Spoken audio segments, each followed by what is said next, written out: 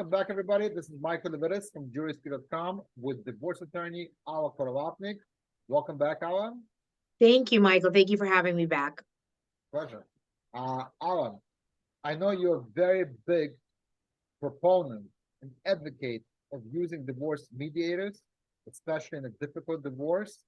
Let's define for our public more clearly what is the role of a divorce mediator and when you should consider using them.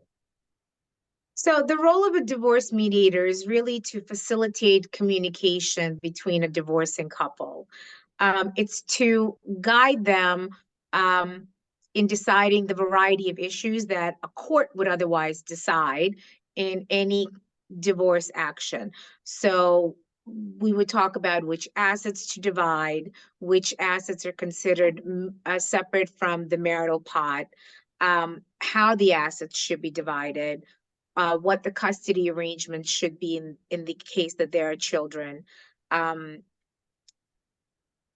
to turn the arrangement into a legal binding document, really, that would guide the parties in the future as to their behavior, roles, and obligations towards the children, whether there should be spousal support, how much, for how long, and how to determine really those amounts. A mediator should also inform you, about the process, right? About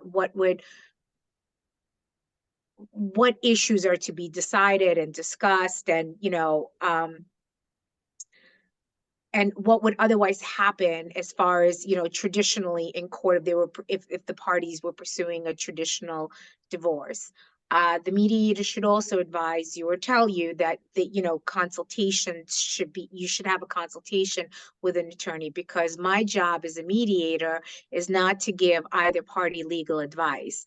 It's just to educate them as to what the issues are that the court would resolve, guide them in making the decisions towards those issues together in a non-adversarial environment, and ultimately create an agreement between the parties that would become their judgment of divorce without having to incur legal fees that you would otherwise spend litigating a divorce case. It seems like mediators, they make the atmosphere more informal, not as rigid and as you said, adversarial. It's more about finding a efficient and peaceful resolution to a conflict and divorce.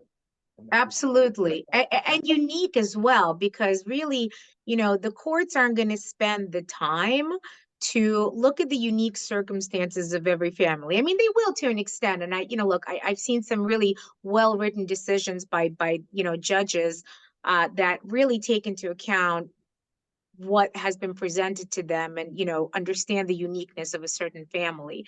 But here in mediation, you have the ability to use those factors, to use the unique circumstances of every family to define your own future, as opposed to having a judge who really doesn't know you and doesn't know your circumstances determine what the next 15, 10, 5, or however many years is going to look for you and your ex-spouse.